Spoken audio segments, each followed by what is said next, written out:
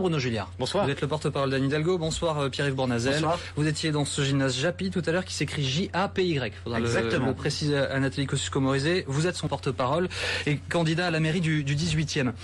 C'est une bonne opération, Nicolas Sarkozy au premier rang ce soir? Oui, c'était un honneur et puis un bonheur de retrouver l'ancien président de la République, qui est pour nous une référence et une boussole.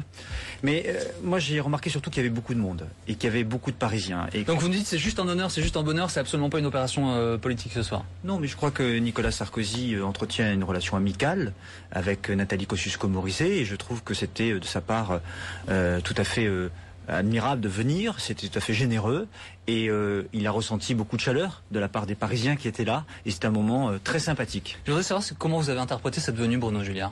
Écoutez, j'étais un peu surpris quand même de ce choix politique de convier Nicolas Sarkozy. Les relations amicales, c'est évidemment tout à fait respectable. Le sentiment quand même que ça donne un peu ce soir, c'est qu'après un week-end difficile, des sondages compliqués, des ralliements de centristes à Anne Hidalgo, et puis des semaines de campagne difficiles, on a un peu l'impression que Nicolas Sarkozy est la bouée de sauvetage qui peut permettre de faire parler de cette campagne, de la campagne de Nathalie Kosciusko-Morizet. Je trouve que l'image, j'en ai pour une seconde, mais je trouve que l'image est un peu cruelle pour la droite parisienne.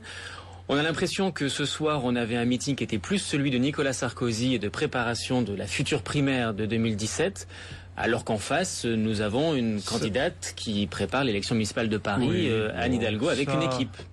Bon, c'est peut-être les éléments de langage de Madame Hidalgo, mais franchement, c'est pas tout à fait positif et constructif. Nicolas Sarkozy était là, il a senti de la chaleur, mais il ne s'est pas exprimé, vous l'avez remarqué. Et c'est Nathalie Kosciusko-Morizet qui s'est exprimée et qui a parlé aux Parisiens. Parce que c'est pour ça que je suis surpris. Je vous ai laissé vous exprimer. Je suis surpris de votre choix parce qu'on ne l'entend pas ce soir, Nathalie Kosciusko-Morizet. Mais il fallait venir. Vous l'auriez entendu. Ce que je veux dire, c'est que vous nous dites des sondages. C'est là l'enjeu de l'élection. Certains croient que les jeux sont faits. Ils se croient propriétaires de l'hôtel de ville. Les Parisiens n'ont pas à aller voter. Vous savez, les Parisiens sont libres. Ils sont même très frondeurs. Et ils n'acceptent pas que certains catémini décident qu'on se transmette une charge entre maire et premier adjoint. Il n'y a pas d'héritage en politique et en République. C'est la liberté des Parisiens. Excusez-moi de vous couper un instant, mais la liberté pour le coup, de décider. Ce qui s'est passé aujourd'hui, ça peut passer pour un héritage. Nicolas Sarkozy qui vient soutenir Nathalie Kosciusko-Morizet. C'est un soutien amical et qui est le bienvenu. On va quand même s'en réjouir. C'est pas vous qui iriez dans un meeting avec Jean-Marc Ayrault. Vu sa popularité, c'est sûr que vous n'allez pas le faire venir au premier rang du meeting de Madame Hidalgo. Il y a en effet au moins une différence, c'est que je n'ai pas le sentiment que pour réussir sa campagne, Anne Hidalgo ait besoin de faire appel à un sauveur extérieur à Paris. Il y a deux candidats socialistes à la mairie de Paris politique parisien. Remarquez que dès l'origine déjà, la droite parisienne a dû faire appel à la députée de l'Essonne pour trouver une candidate qui devait être séduisante pour les Parisiens. Aujourd'hui, ça n'est pas le cas. Héritage, celui de Madame Hidalgo. En ce qui concerne l'héritage, je me permettrai simplement de faire remarquer que s'est-il passé ce soir. Il se trouve que ce soir, c'est Monsieur Sarkozy, la droite parisienne et Madame Kosciusko-Morizet qui a fait appel à Nicolas Sarkozy pour essayer de rebooster sa campagne. C'est tout à fait respectable. Je vous ai simplement dit que je trouvais le choix politique un peu étonnant. De masquer sa campagne, parce que ou plutôt vous êtes tellement critique, à mon avis, ça a un peu touché, ça a un peu titillé. Mais non, vous voyez bien, je le fais avec le sourire. J'ai vu sur Twitter que c'était un peu violent de la part de vos amis. C'est peut-être la preuve que ça vous gêne. Moi, ce que je crois, c'est que maintenant les Parisiens vont avoir un choix à faire. Et au fond, soit ils conservent pendant 19 ans la même majorité avec Madame Hidalgo, soit ils changent. Et nous garderons ce que M. Delanoë a fait de bien, mais nous voulons changer ce qui ne fonctionne pas dans cette ville, comme la sécurité, comme la hausse massive des impôts, plus de 40% d'augmentation en 6 ans. Nous voulons changer. Et une dernière chose, si vous le permettez, c'est qu'au fond, M. Hollande, on l'a vu agir pendant 2 ans maintenant. Et si nous ne voulons pas de la même politique pendant 6 ans à Paris, il faut aussi un contre-pouvoir à Paris.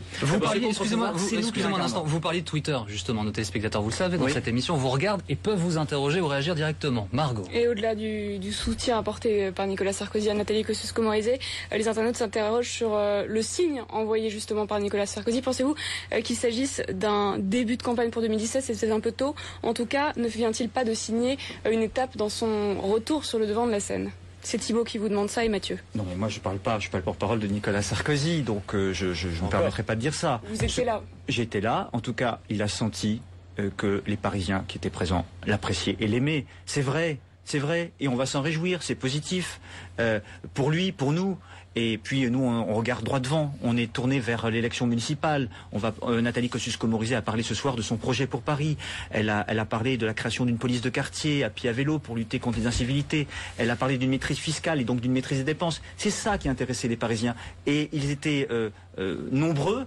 D'ailleurs, ça débordait de partout jusqu'à l'extérieur. Il y avait une vraie envie. Mais c'est la vérité. Oui. C'est la vérité. Parce que tous les journalistes présents sur place ont contesté. Mais ça devait faire partie de nos éléments de langage avant le meeting. Je sais pas. Mais il doit falloir les adapter à la réalité. Il faut venir nous voir. Non, moi je me fie aux journalistes. Il y a quels journalistes? Ceux de BFM TV étaient là. Ils l'ont dit. S'il vous plaît. Vous savez qu'il y avait du monde. Il y avait du monde. On attend que vous en fassiez autant. Merci messieurs. Merci d'avoir été avec nous, Bruno Julliard et Pierre-Yves Bournazel. Et puisque vous êtes candidat à la mairie du 18e, et parce que l'équité nous y oblige et qu'en même temps on le fait avec bonheur, on va vous montrer la liste des candidats pour l'instant déclarés dans le 18e arrondissement de Paris. Il y a Daniel Attala pour le parti de gauche, Pierre-Yves Bournazel donc pour l'UMP, Roxane Descortes d'Hiver Droite, Pascal Julien pour Europe Écologie Les Verts, et nous tournons la page. Vous les connaissez tous, mais nos téléspectateurs les découvrent. Éric Lejoindre pour le PS, Philippe Martel FN, David Pierre Bloch Paris Libéré et Moustapha Saadi d'Hiver Droite. Merci à tous les deux d'avoir été avec nous ce soir en direct sur BFM TV.